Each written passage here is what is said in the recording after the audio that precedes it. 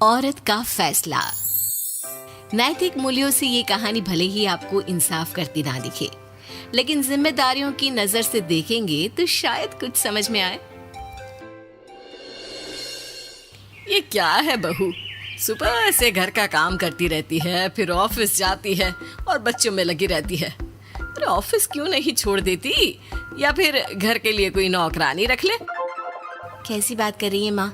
जानती तो है ना अभी इनके ऊपर कितना लोन है। थोड़ा ही सही मदद कर देती हूँ तो अच्छा लगता है, और अभी उनको मेरे पैसे की जरूरत भी तो है। सुधा चंदर को बचपन से प्यार करती थी। एक ही मोहल्ले में खेल कूद कर बड़े हुए दोनों।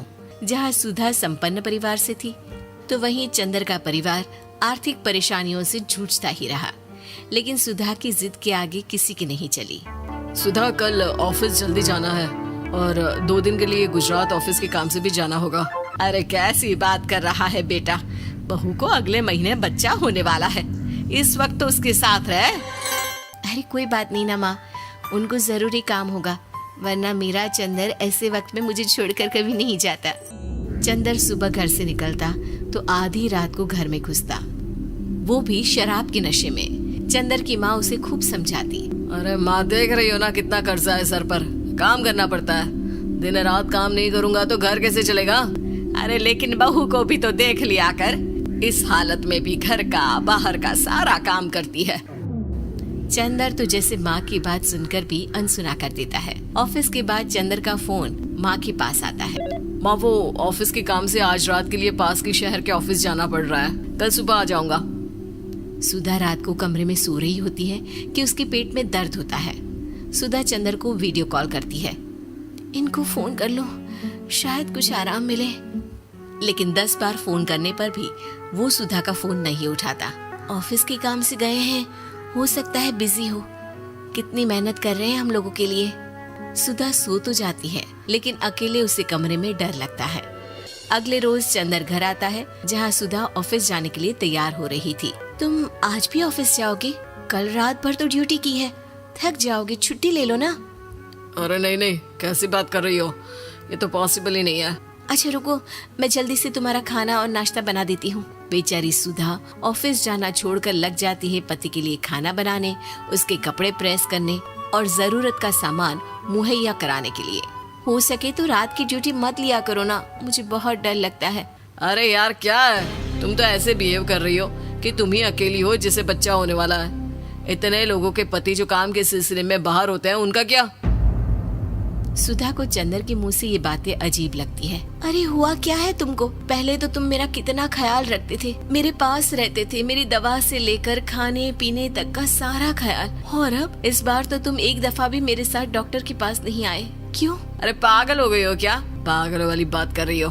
काम धंधा देखो या फिर तुम्हें लेकर टहलता फिरो। और मुझे शुक्रवार की रात को काम से निकलना है, सोमवार आऊंगा। सुधा को समझ में नहीं आता कि क्यों अचानक से चंदर को फील्ड का काम मिल गया है। लेकिन एक दिन, सुधा, मैं और चंदर जरा एक रिश्तेदार के घर जा रहे हैं, तुम भी तैयार हो जाओ, घर में अकेली कैसी रहोगी। अरे नहीं, इस हालत में इसे लेकर जाना ठीक नहीं है। अरे लेकिन मैं ऑफिस भी तो जाती हूँ, फिर घर में अकेले। चंदर उसकी कोई बात नहीं सुनता। वो सीधा कार निकाल कर माँ को लेकर चला जाता है। सुधा घर के काम में लग जाती है कि अचानक उसकी नजर चंदर के बैग पर पड़ती है, जिसमें एक कागज दिखाई देता है। इनकी कागज भी ना इधर उधर फैले होते हैं, एक भी खो जाएगा तो बवाल करेंगे।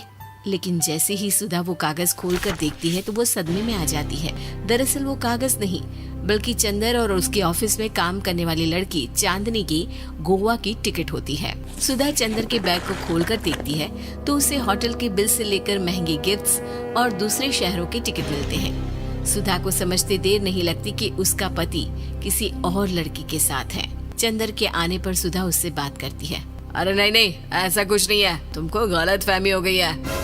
लेकिन जब सुधा के सवाल तीखे हो जाते हैं तो चंदर को अपनी गलती माननी पड़ती है और वो सुधा से माफी मांग लेता है। सुधा फैसला कर लेती है कि वो चंदर को छोड़ देगी। बच्चे और सामान को लेकर वो घर से निकल ही रही होती है कि सास उसे रोकती है।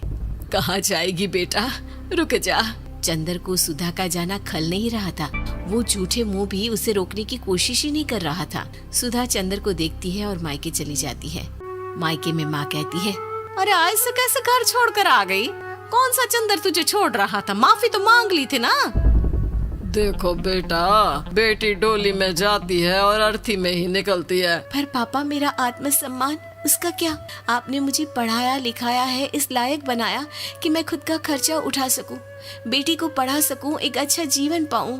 अरे लेकिन पति की जरूरत तो होती है ना सुधा दीदी, और अगर आपको नहीं है तो इस बच्ची का सोचो जो अपने पिता से इस कदर जुड़ी है। आने वाले बच्चे की सोचो जिसके आने से पहले ही आपने पिता का प्यार से दूर करने की सोच ली। सुधा फोन देखती है लेकिन चंदर का कोई कॉल नहीं होता। वो समझ नहीं पाती कि अपने आत्मसम्मान के बारे में सोचे या बच्चों के बारे में। मम्मी, हम नाना नानी के घर से दादी और पापा के पास कब जाएंगे? नहीं जाएंगे बेटा, अब यहीं रहेंगे। नहीं मम्मी, मैं पापा के पास जाऊंगी, मुझे दादी के साथ रहना है। और मेरे साथ? हाँ, आपके साथ भी तो, सबके साथ माँ। देखो सुधा दीदी, आपके सर पर पिता का साया होना जरूरी होता है। अपने घमंड के लिए पिता और बेटी को अलग मत करो। सुधा अब सामान उठाकर अपने ससुराल जाने लगती है, लेकिन मन में सवाल रह जाता है कि जिसे दुनिया घमंड समझ रही है वो उसका आत्मसम्मान था। चंदन ने माफी जरूर मांग ली, लेकिन कभी ये एहसास नहीं दिलाया कि वो सिर्फ उसी का है।